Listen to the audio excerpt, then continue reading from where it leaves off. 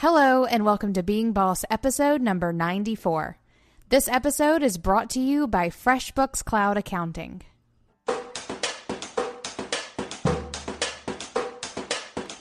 Being boss in work and life is being in it.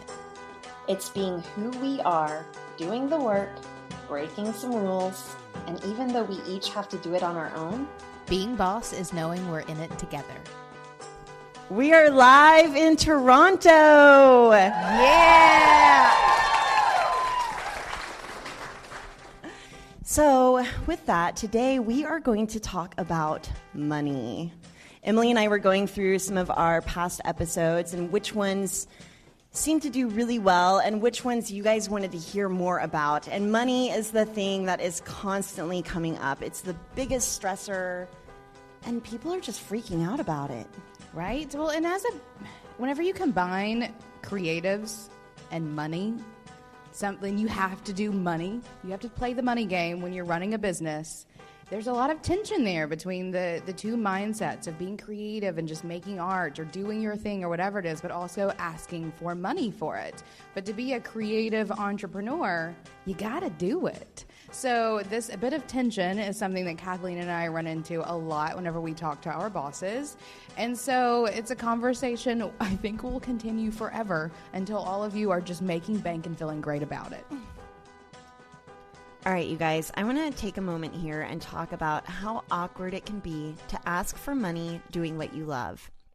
Early in my career, whenever I started using Freshbooks Cloud Accounting, I found that it almost felt like I had my own assistant or personal accountant asking my clients for money instead of me doing it myself. I love how at FreshBooks you can really customize your invoices with your own brand and look super professional whenever you're asking your clients for money. So I just want to remind you that you can try your free trial at FreshBooks by going to freshbooks.com/beingboss and enter Being Boss in the How Did You Hear About Us section. I cannot recommend it more and still use it myself to this very day. We're so excited to be here. FreshBooks has been with Being Boss since almost the beginning, and we could never have imagined, well, maybe we could have. We did. We imagined it. Don't play. It's so funny because whenever we first started working with FreshBooks, we had all these ideas. We were like, social media takeover, events, we're going to go crazy together. We get your newsletter. And they were like, no. But now look where we are. So it's all about just asking for what you want, right? And waiting for people to get comfortable with it. We really appreciate FreshBooks and everything that they have done for Being Boss and for our community. Okay, so we're going to be talking about what to do whenever you're freaking out about money.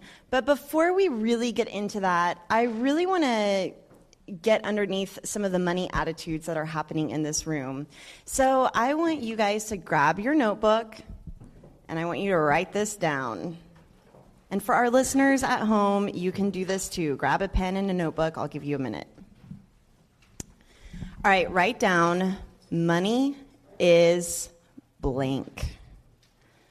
And then fill in that blank with how you feel about money, or the first word that really comes to mind.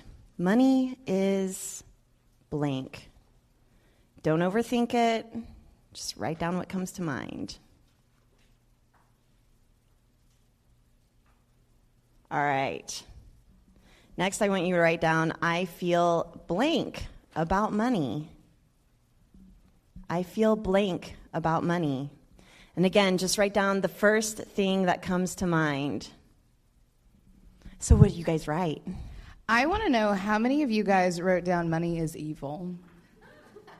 Okay, we've got one, money is evil. Or money is stressful. A couple of those. Or something else that's just relatively negative. Okay. Right? Like what? What did you guys put? Wait, what? Absent. So we've got money is absent, money is go. lacking. Money is freedom. Yes. All right. All right, so negative, positive. Let me see, like, show of hands. Who's feeling positive about money? Okay. And who's feeling kind of neutral? Like maybe you wrote down something positive, but maybe you don't feel like you have it yet, or... Okay. Good. I feel blank about money. What did you guys put there? Excited. Good. Different. Good. Indifferent. Gotcha. Okay. Concerned. Ooh. In Yes. control. That's a boss answer. Sad. Who said sad? Okay. Barbara. I give you a hug, Barbara. Right? We're going to fix that. Okay, good. All right, so I want to get into, and we'll come back around to those feelings about money, but I want to define money a little bit. And, it's before we get there, I kind of want to have this conversation that I used to feel like I had to be an economist or have some sort of degree or whatever to talk about money, to think about money. But I just want to put it on the record here that I'm not really a money expert. But maybe. If you make it happily and you're not like killing people in the process or anything crazy. Well, and thanks to Freshbooks, I don't have to be. Right? Well, and I think what makes us an expert at money is we're okay with trusting other people with helping us with our money, which we'll get into very soon. I think that we're also okay with making money. Yes. Yes. But that's not to say that we don't have our own money insecurities. Okay, but let's get into defining money. So some of you defined money by saying that it's lacking or by saying that it's freedom. And I used to really, whenever I first started freelancing, it really flipped me up about what money is. I really started thinking about money in a whole different way. It wasn't just this thing that somebody was giving me after coming in for a good day of work from 9 to 5. It was this thing that now I had so much more control over, and I really had to think about what it was. So I started thinking about money as energy. And some of you may have heard me say that before on the podcast.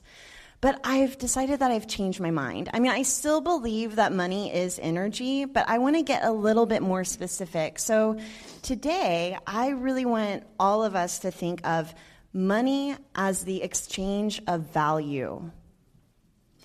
And money is just, whenever it comes to value, then we start getting into topics of worth, right? Money is just one metric of worth. It's just one metric of value, but it's an awesome metric. It's one of my favorites. All right, so let's go back to those sentences from before. And let's trade out the word money with my value is. So maybe some of you who said money is lacking, if you said my value is lacking, is it a mind flip a little bit? Or what if you said, I feel blank about my money? Instead, you said, I feel blank about my worth. So my value is evil. My value is a necessary evil. That's something that we hear a lot about money. I feel sad about my worth. Like, money is just one of those things that it's just kind of like how you feel about money can often be a symptom for how you feel about what's really going on as a creative entrepreneur. So last week, Emily and I were in New Orleans speaking at a conference down there, and it was such a good time. It was the best. Toronto's coming in as a close Oh, right. It was the second best. We're digging Toronto a lot. And our friend and business mentor, Tara Gentili, was giving the keynote speech at this conference. And she said this super eloquent thing about money. And she's also written some great stuff about money. But at this talk, she said, money, you gotta want it. Right? Yes. So before we get into the nitty-gritty of what steps to take whenever you're freaking out about money, I really just want you all to think about what it might feel like to feel really good about money, to love money, to want money, to know that your money is just a metric for the value you have to exchange, and that exchange is completely worthy. All right. Now my turn, because here it comes, guys. So whenever it comes to your money and the feelings you have around it, like one of the ways that I've gotten over it, because I was definitely one of those people growing up, like my family was not very well off. They did not have a good handle on their money. I was not taught the way of like getting money and handling money and spending money and being or equating worth with money in a healthy way. But I got over it. And I got over it by really learning how to understand when to and when not to freak out about money. Because a lot of times whenever bosses are freaking out about their money, it's because they don't know enough about it.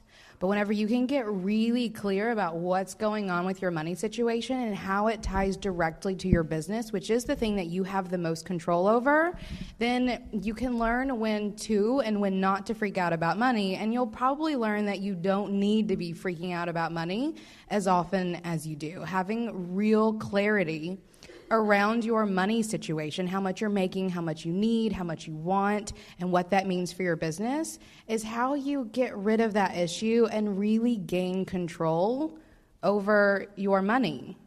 So I'm going to be talking for a second about how you're not allowed to freak out about money if you don't know what you're freaking out about. Just chill it. It's good for you. And I also want to talk about getting your money shit together, like what it means to actually have it together so you know what you are and are not freaking out about. And the way that you know what you're freaking out about is you know your numbers, period. There's such clarity that comes from your day-to-day operations, your month-to-month operations, and your yearly operations whenever you know what your numbers are.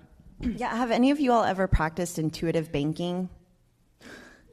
Yes. Am I the only one? No, me. Where it's like you just kind of feel if you're good to go and maybe you can buy something. You just kind of feel like, okay, maybe I should tighten up a little bit, maybe not spend.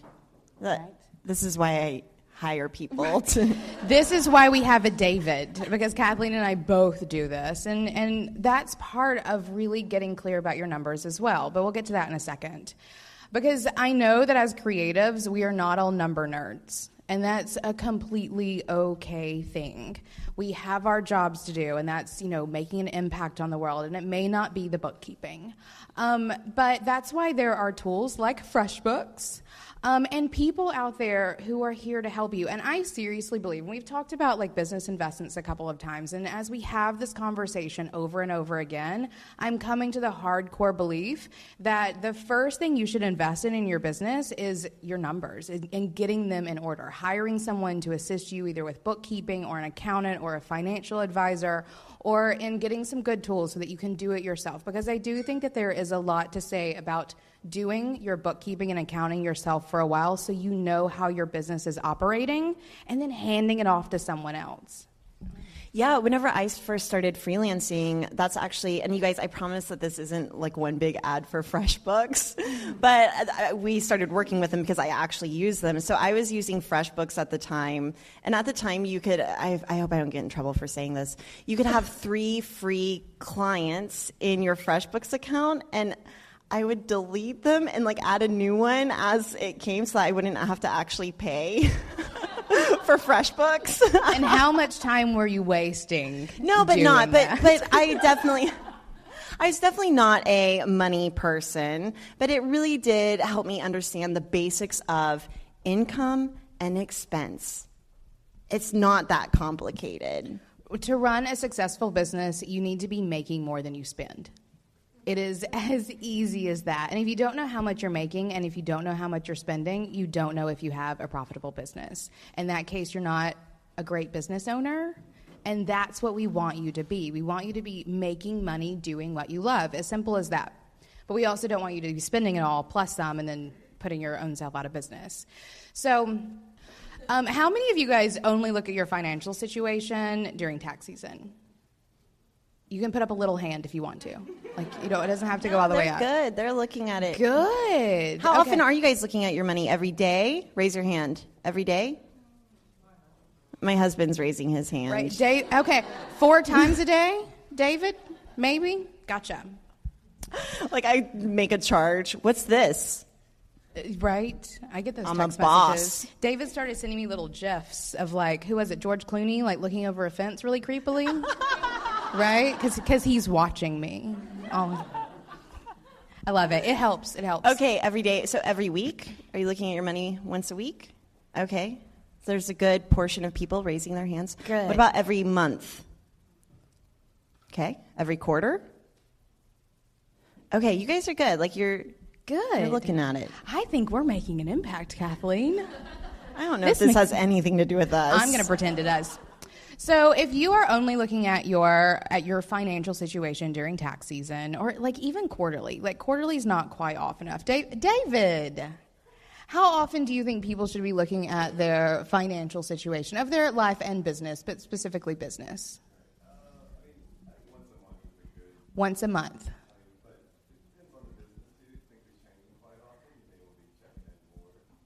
Gotcha. All right, so David suggests biweekly, monthly for most businesses, biweekly, weekly if you're making some transitions and need to keep a finger on the pulse of your financial situation. So monthly. So one thing that David does for us every month is, what's that called? A financial report? An email. He sends an email. He sends us an email, though. It doesn't have to be complicated. And he basically says, this is what's coming in. This is what's going out. This is kind of what's on the horizon. Maybe you guys should chill here. Or you have actually money to spend here. Like if we want to do some Facebook advertising. He's like, okay, I think that we have this much available there. But you can do that yourselves. And so even at Braid Creative, my sister does a quarterly report and then a huge end-of-year report where she'll actually compare this year with last year, and it's nothing fancy. Like, you don't have to have a degree to do that sort of thing. Definitely. Even though I don't think I could do it. Some of us are not built to do it, and that's okay too. So if you are not looking at your finances super often, monthly, for sure, then I would say that you're probably not the best entrepreneur in the world, right? If you want to claim the business owner part of being a creative entrepreneur, you need to know what your money situation is. This is why Emily's my business partner. This is why I'm here, guys.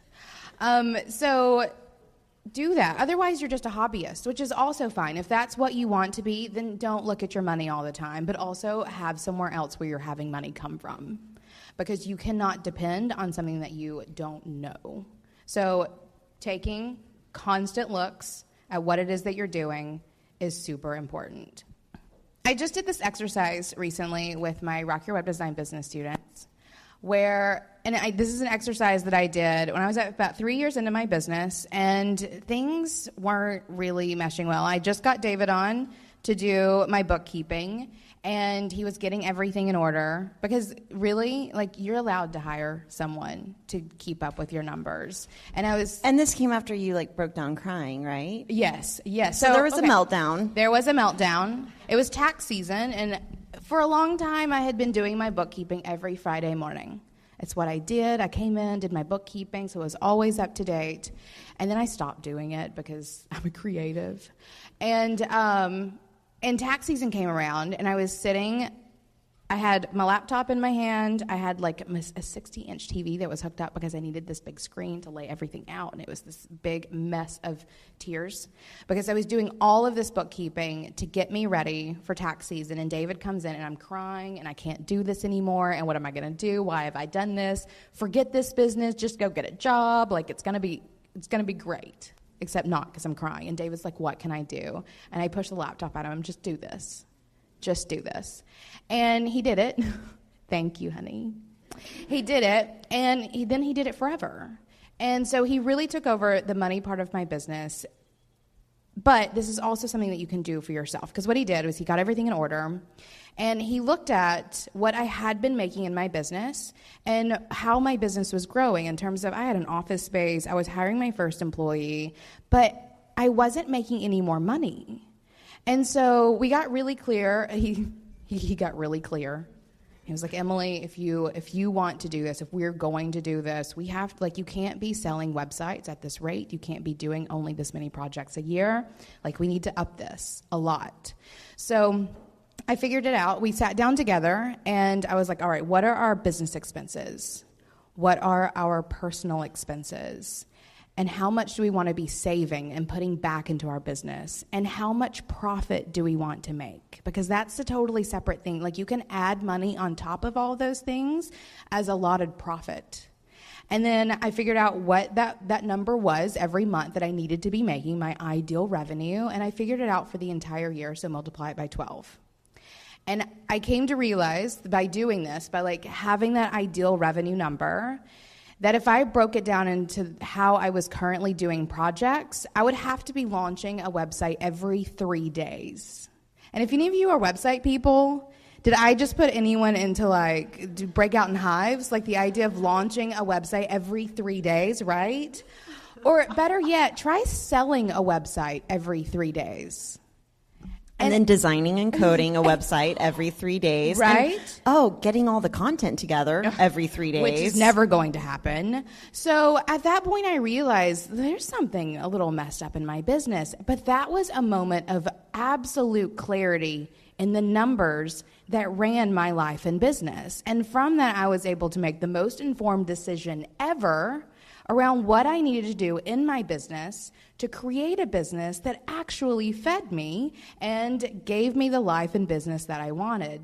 Knowing your numbers in that way is absolutely imperative for you to create a life and business that lets you live and work the way you want. Yeah, I'm curious to hear from you guys. How many of you feel like you struggle with pricing your services or offerings or products? Raise your hand. Yeah, so Emily maybe struggled with that a little bit until she ran the numbers. Then I no longer had an issue pricing my products or my services by any means. At that time, I tripled the price of my projects without batting an eye, never went back to doing the cheaper projects, and never felt anything weird about it. Because once you actually know your numbers, and if you want to put on your big like business girl pants, you're going to be completely okay with taking the emotion out of it and just doing what you have to do to make this work. Can I come back to a little bit of mindset whenever it comes to that exchange of value too, Yes. whenever it comes to pricing your product? So one thing that I'm seeing happen a lot in the landscape of being boss and even on the bigger Facebook group is everyone's freaking out about how to price their products, or they feel bad like they're taking money from somebody. But you should feel so good about what it is that you offer that you're going to give whoever gives you money, like they would have paid you 10 times for what you're giving them. And remember that exchange of value. I mean, for example, whenever I do a branding project and someone pays me, let's say $6,000, I know that by investing in branding, by the end of the year, they should be able to make their investment like tenfold. And it's not that I have a hard ROI number to give someone whenever they invest with me. It's not like, oh, well, I promise you can make this. And the same goes for whenever I invest into something like a mentor or a business coach. I go into it knowing what I want. So that's all about goal setting, right? So it doesn't feel like a hard cost. Let's say I invest $1,500 in a business coach. I don't think, oh, well, let me think of all the things that I can't buy after I invest in this business coach. It's more like I think about how is this going to make me that next level of money or next level of project or scale my business in the way that I want to scale it. Like, how is that going to help me do that? So it works both ways, really, whenever you're providing the service and whenever you are receiving the service. It's, again, just that exchange of value, that exchange of energy, and that exchange of worth. Amen. Well, and I will say, too, whenever I did triple my project pricing, it wasn't for the same project.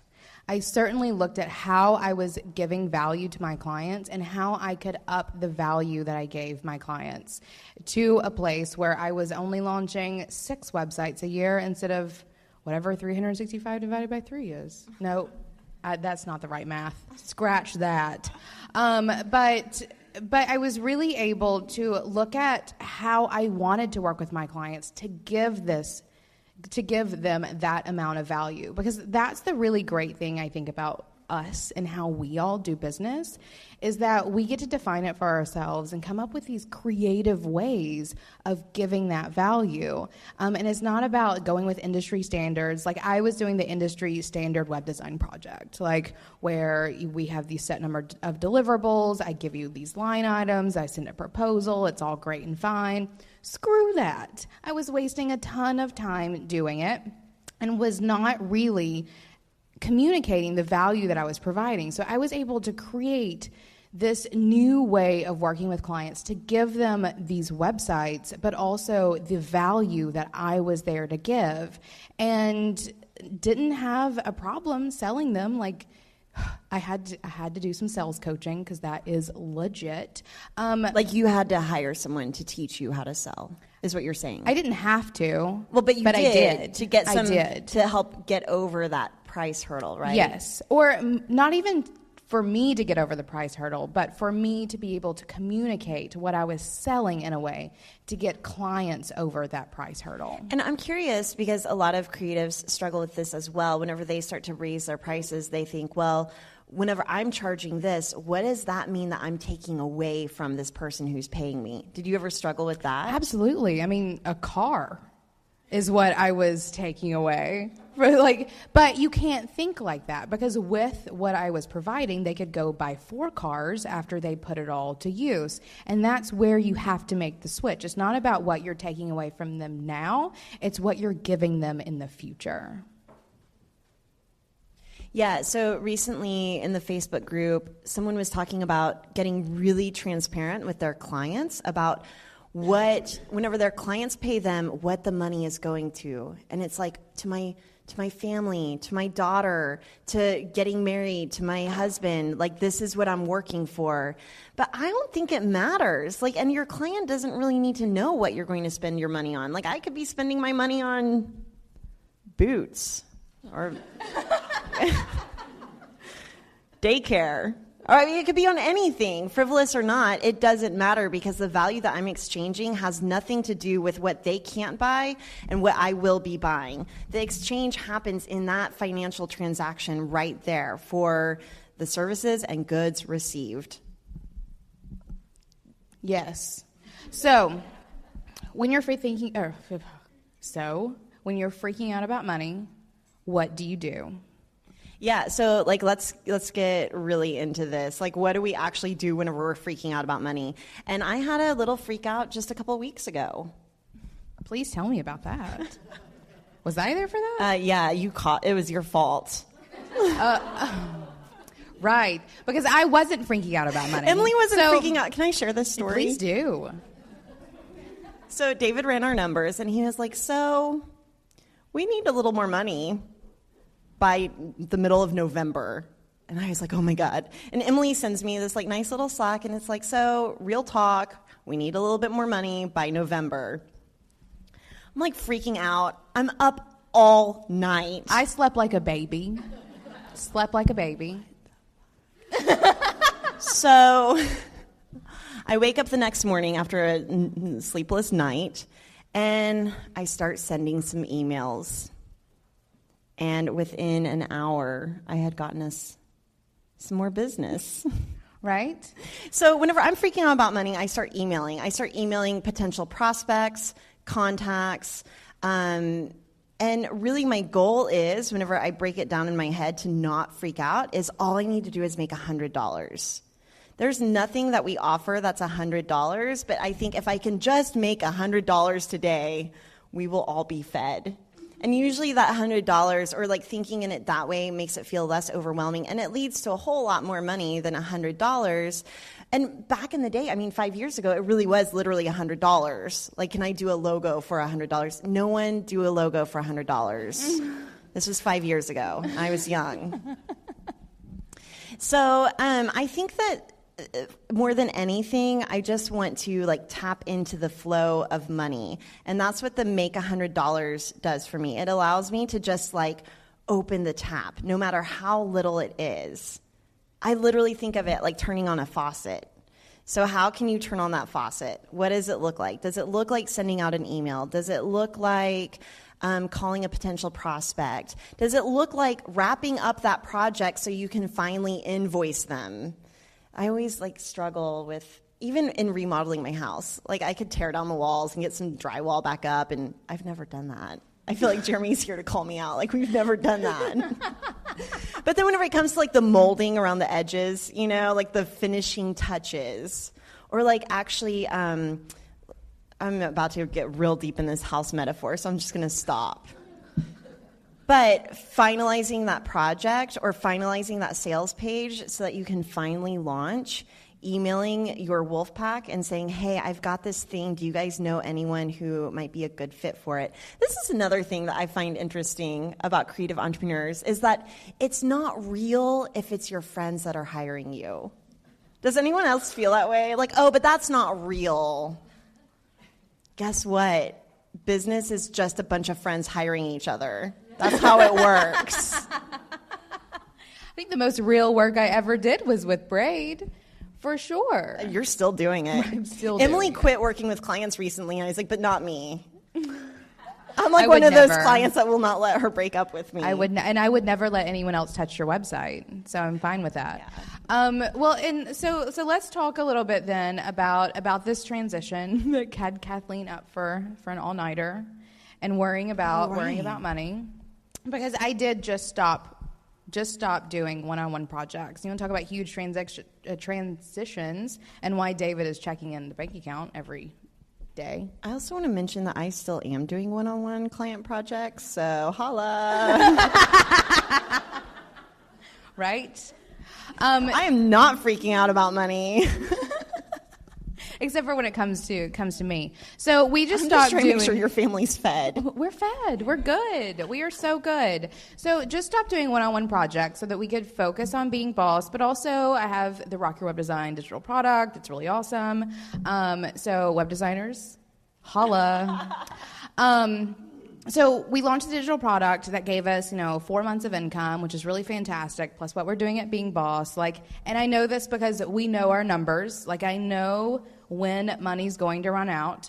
And I sent Kathleen that message just to get things going. I did not mean for her to stay up all night thinking about Hungry Lily by any means. But I think the reason why I was so comfortable with it, because it didn't faze me. It's math, it's numbers, it's business. You don't always have income piled up for a year in advance. Rarely that happens, actually. 4 months is actually a pretty good thing. So I learned a long time ago to just trust the process. There have been many times several times in my business, especially in the early days, where I actually had cause to freak out about money, about not having a next project coming, about not knowing who the next client was going to be. I haven't even started that courting conversation yet. That can sometimes take weeks when it comes to large projects. So several times in my business, I didn't know what was coming next and actually had cause to freak out. And what I found myself doing, and this is before I was any kinds of woo. I did not own a crystal or anything, but I would literally lay in bed at night, and this happened a couple times. This is the last straw, too. This is the last thing I did, my come to Jesus, gotta have a project, lay in bed, and I would meditate on money. I did this a couple of times where I just thinking about drawing that next client to me, and I would fall asleep having meditated about money. Did you know I did this? I used to do this. Okay, good. I would meditate on... What were your feelings about money at the time? Did you still feel that it was a necessary evil? Do you feel like you had to... Because, okay, if money is a necessary evil and you're meditating on bringing that to you, right? Oh, no. It was much less of a necessary... I'd come to terms. You got over that. I had come to terms and knew that I needed it, but literally just didn't have the next project lined up, which happens. We've all felt it. And... I'm not saying that meditating on money is the thing that got me jobs, but it always worked. Always. And less so about the woo behind it, and much more about the fact that I would wake up the next morning ready to go. Ready to make your $100. Ready to make my more than $100. And I would have woken up remembering, a potential client that I had talked to 6 months before that wasn't ready at the time, but may be ready now, and I'd go send her an email. Or I would remember that hour of maintenance that I hadn't invoiced yet, and I needed to follow up and see if they needed anything else. I would wake up the next morning with all of these ideas that would bring the money to me. So it's trust combined with doing the work. And so whenever it comes to like November, which for me still feels so far away, I trust. Well, at least a month ago. November 2017. We're in October 2016, and November 2017 next year feels like it's like right here. That's because our calendar is nuts. But it's a combination of trusting the process, trusting yourself that you have the chops to do this, and doing the work to make it happen. And I never had to go get a day job. That was never something that happened. I always had an email come in with a new exciting project that filled the hole, and it just kept going until I got really tired of playing that game, really ran my numbers, and restructured my business to actually make it work. So, okay, this is what I was going to say. So whenever you wake up in the morning, it's about doing the work. And one of the things I do whenever it comes to freaking out about money, and even whenever you told me the November thing, I thought, okay, it's time to do a chalkboard. Are you guys familiar with the chalkboard method? Yeah? Okay. You can go to beingboss.club/chalkboard. If you're not familiar, we have a downloadable there that you can download. But it's something that I've been doing since the beginning of my business, where I had a chalkboard painted on my wall, and I feel like I've told this story so many times, so I'm not going to go too far into it, but basically made space for my clients by drawing blank spots on the chalkboard wall that I could fill with what I want. So whenever Emily said, we need to get to work, I thought, you know what I haven't done for Being Boss that I'm always doing for Braid Creative is the chalkboard. So I went downstairs. This is where my chalkboard was. It was downstairs hanging on a wall. And I started drawing spaces for Clubhouse members, for sponsors, for special projects. One cool thing that happened is that Emily and I are in the works of writing a book for Being Boss. I drew a little book in the corner, and I wrote, Being Boss, the book, December 2016. And I didn't even know what that date meant. And the very next day, we had an agent contact us. And we had talked to a couple other agents that were terrible fits for us. But this one agent contacted us, and it was the perfect fit. And we are now in an agreement with her, and we're finishing up our proposal, and that's all going to be done soon. And so probably we'll be in bids with our publishers by December 2016 is what that timeline looks like.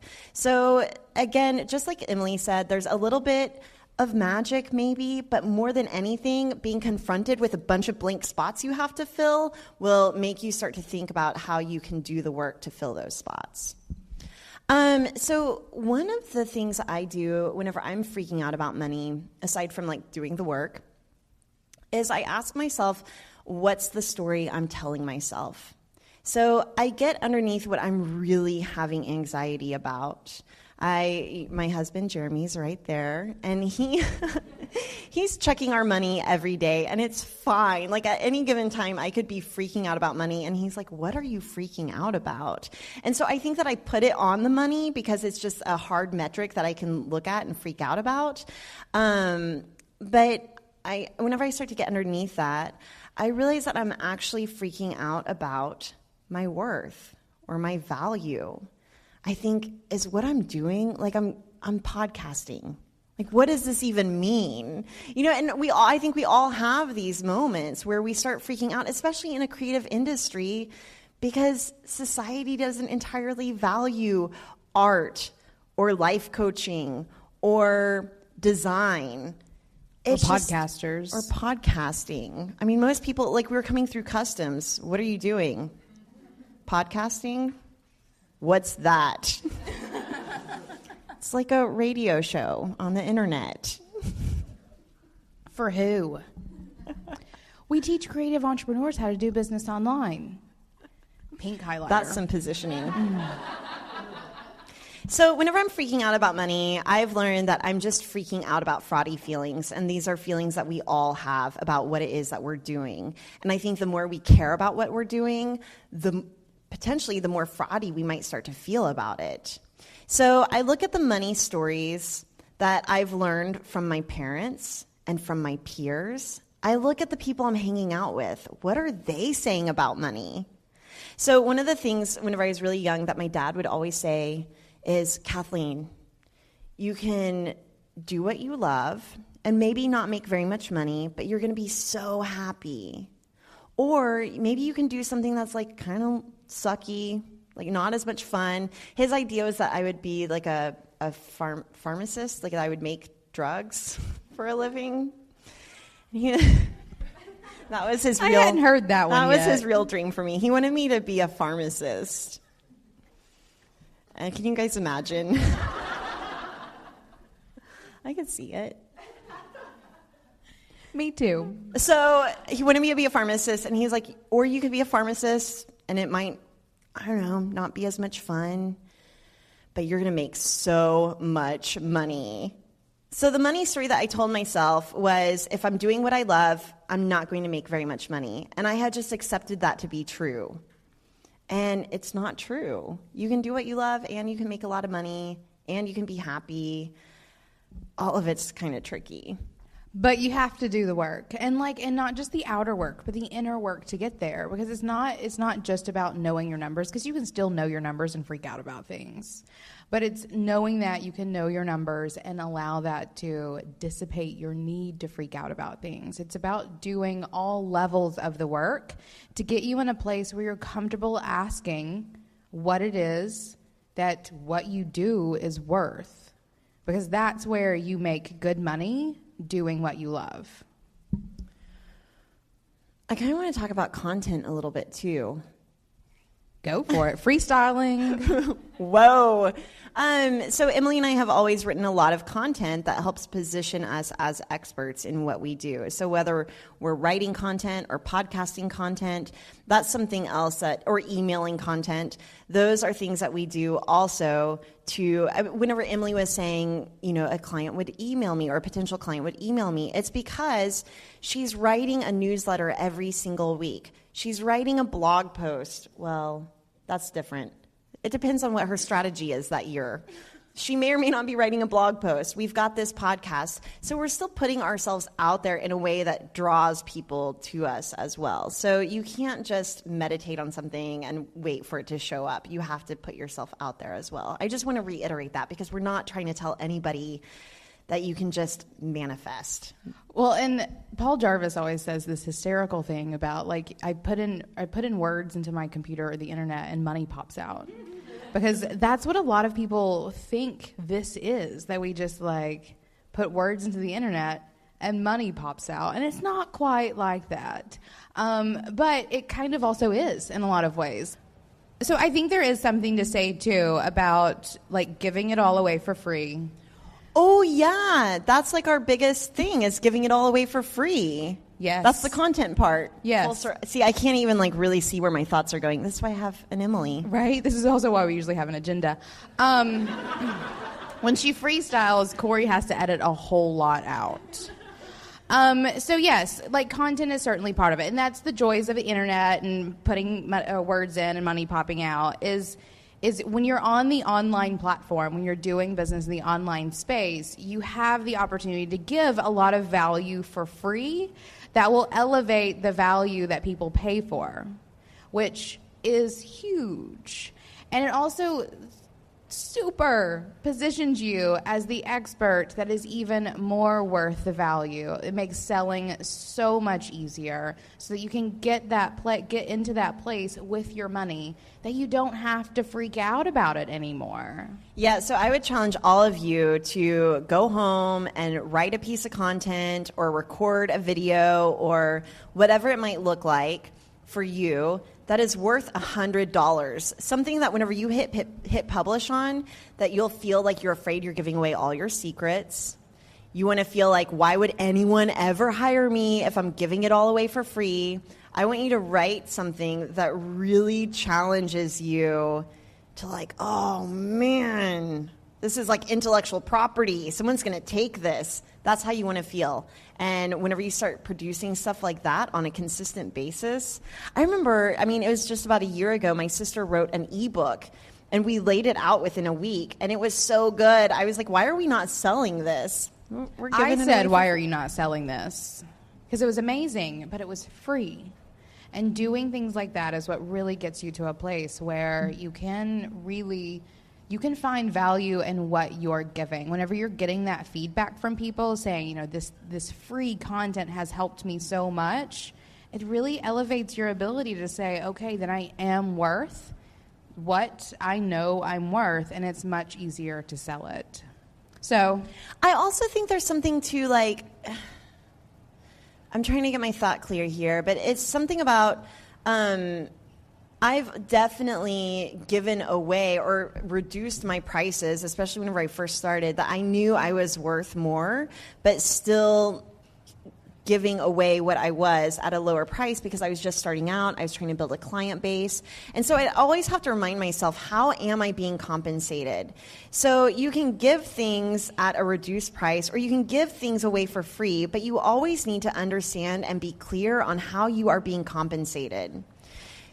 And I think that's the other metric. So freaking out about money, and money being the one metric, is definitely part of it. But there are other metrics. And I think this comes to, like, Ramit and his living a rich life, but also whenever you are creating things, whenever you are chatting with your people or making your products or putting things out there for free, you can and should think about the other metrics of your value. Whenever we create free things and put them out there, we're thinking about how that's going to come back to us in the future. And it may not be money. It may be really awesome weekends in Toronto. So we certainly go at things with this idea that money is not the end all of what we do. And that also takes a lot of pressure off our necessity to make all the money. Because we can look at what we create in other ways as well. I call them non-monetary benefits. And it's the things that you get back that aren't money for what it is that you create. For me, really awesome. This is totally like self-involved. Like the great feedback emails that we get for the content that we create. Whenever I put out a really great email, I want to be paid in awesome responses. But not even just awesome responses, but engagement. Because what we do and why we do it, it's about connection, right? I mean, that's what it's all about. We're all going to die. I feel like I end every podcast with that. We're all going to die. This is how we know it's over. We're going to be sucked into a black hole anyway. That's where it always goes. No, but you can and should think about what you're creating, and not only money, though you should absolutely be thinking about the money, knowing your numbers, how you need to create what you need to create to make what you need to make, but also think of the work that you do and the non-monetary benefits that will leave you fulfilled in ways that money never will. So with that, I want to end on maybe a little bit of a high note. I want to ask, what is the best thing you've ever spent money on, and how much did it cost? Any good answer? Oh, me? Yeah, you. Oh, I'm looking at you. I haven't thought about this. What is the best thing? Okay, I'll go first. Okay, so the thing I bought recently that cost a lot of money, was actually my car. And I bought it, it's now been 3 years. And I had driven, so whenever I was 16, I drove a 1973 Volkswagen Beetle. It was bright yellow. And I love that car. I drove it for 7 years. Then after I graduated college and got a day job, I needed a more reliable car to drive on the highway with. So I got like one of those really boxy little Scion XBs. And I drove that for another 10 years. And so a few years ago, I was telling my husband, and I had a good year. I said, I want a new car. I'm over this car. But it was completely frivolous and unnecessary because the Scion probably would have driven for another 100,000 miles. And I wish I was the person that didn't care. I felt like I was vanity tripping so hard. And I was like, okay, what car am I going to get? And so I'm usually just like, this is the car I want, and I go and buy it. But after talking to my husband about it, we decided to test drive a few cars. And I thought I was going to get a Subaru Outback. I had dreadlocks at the time, and I just thought it like fit my style. That didn't feel quite right to drive. And so then I was like, okay, I'm going to test drive a BMW. That didn't actually feel quite right. And then I test drove, like one of the salesman made me get in like a Honda CRX. It's a beautiful car. No offense to anyone that's driving a Honda CRX. Could not see you in a CRX ever. It's definitely a mom car. Maybe he put me in it because I was like 9 months pregnant at the time. He was like, here you go, lady. And then finally I test drove a Mini Cooper, and I was like, this is the car, right? And so it felt really frivolous. And in all transparency, this is another thing. I think that creative entrepreneurs aren't talking enough about money, how much they're making. So you guys find a business bestie and tell them how much money you're making. Talk about how much you're charging for your products. I think that whenever we start talking about this, we can just shine a big old light on a topic that is charged with shame, right? So my car cost $30,000. It feels like a lot of money. It felt totally frivolous. But again, I thought, how is this car going to make me feel more boss? How is this car going to make me more money? And I really do feel more confident in that car. Like whenever I drive up to a meeting, I'm like, yes. So that was like, I really love spending money on that. But then whenever I really think about what I love spending money on, it's probably vacations and adventures. And so I spent 6 years ago $6,000 on a trip to Nepal and hiked up to Mount Everest Base Camp. And it changed my life. And in the grand scheme of things, $6,000 is not a whole lot of money for what I got. The value that I got out of that was completely priceless. And so then whenever I start to think about the things that I've really spent money on that have changed me to the core, like spending money on my kids, like birthing him into this world, totally worth it. The money I've spent on vacations, totally worth it. And so then I really start to think about whenever I spend money on experiences, I can do that stuff with not a whole lot of money. I can have a beautiful jungalow-style house filled with like beautiful plants for not a whole lot of money. And so that's another thing that I think about a lot is that my lifestyle isn't necessarily about the Mini Cooper and the BMW. It's about the experiences that I'm trying to build. It's about moments like this in Toronto. So what about you? I want like one like thing like a Mini Cooper and then one... Yeah. See, and I don't do a lot of things. Like do I do things, David? What? I do buy a lot of books. Is that what you said? Books? Books. Get a library card. No, I like to have them. I am a bit of a book collector, but like not like signed or anything, just books. I'll sign a book for you. I'll go in your house and just sign all your books. Like Lily did that too. Lily is my soulmate. Right, I know. No, I think adventures, like travel and the things that I've gone and done. And again, not even things that have cost a lot of money. And whenever we all talk about money, like I know there's, again, shame or like this almost like unnecessariness that comes from like wanting so much money. And like, we're not trying to talk you into making these like $500,000 business goals, though high five. Get it, bosses. If you do. Because I know there's like, I don't need $500,000 a year. I do. I know, like, we do, but I also don't. Like, in order to be happy, I don't. So I think about the adventures and the travel that we've done. Our road trip last summer, how much did that cost? Like 40 days on the road, $3,500. And I mean, that's traveling the country, eating anywhere, whatever we want, doing anything, whatever we want for 40 days. That for me is absolutely my favorite thing we've ever done and well worth the cash. And every day spent sleeping in a tent. Yeah, I think like I feel rich whenever I can buy sushi on a Tuesday. Like that's like, or like an avocado at full price.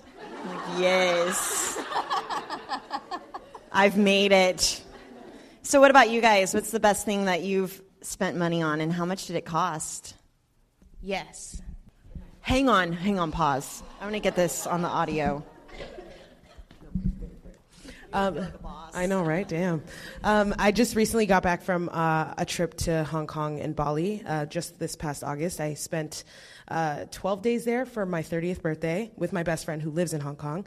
And that cost me, I think, I wasn't really tracking it too tough, but about $3,000. And like you guys said, like the experience, it was like, I was just throwing money and I didn't care because like, at that point I'm like, priceless. We call that priceless. I did like the most ridiculous things, like high tea at like the Ritz-Carlton. These are things that I don't do on a regular basis, but I thought 30th birthday, let's get it. So it was one of those amazing experiences. So yeah, but definitely worth the $3,000 probably plus dollars. Yes.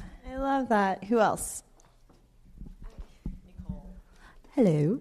I was just laughing. You said buying an avocado for full price. So yesterday when we got in our Airbnb, we went out to get food, and I found this awesome like natural food organic market, and I just put the shopping cart in and just started putting stuff in. I swear I didn't look at any of the prices. I'm like, we're in Toronto, have an amazing time. I'm with my boss bestie here, and I'm going to get avocados too. I went back. You know, like 2 drinks, organic hummus, like a whole loaf of bread, 12 eggs. Will we eat all the eggs? I don't know, but I just wanted us to eat like really well, you know, and have good food. And I'm pregnant, so I'm like, this baby needs some good food, and it was awesome. So I actually don't know how much I spent, and I don't care. I know it was okay. Anyone else? Here we go.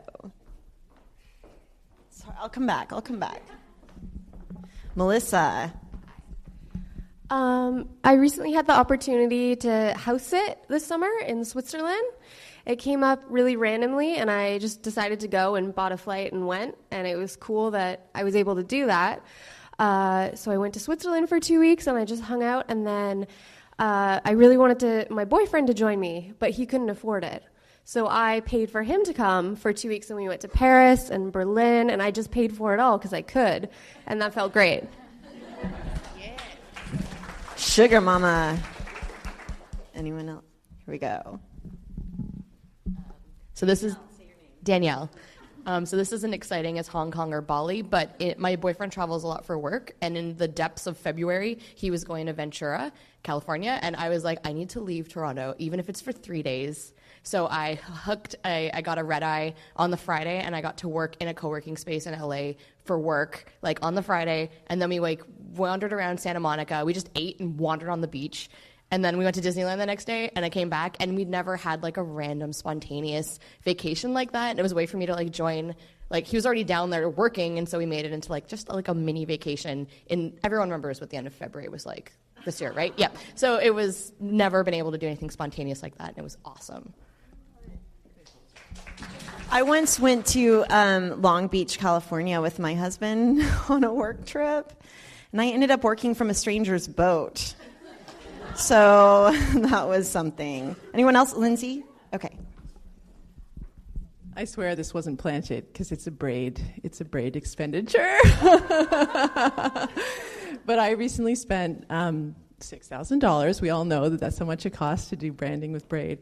And I had sent an email in saying, somebody at Braid, Marie Kondo, my whole business life, my website, everything. And for those who don't know, that just means picking up what finds you joy and throwing out what doesn't, you know, or recycling or whatever.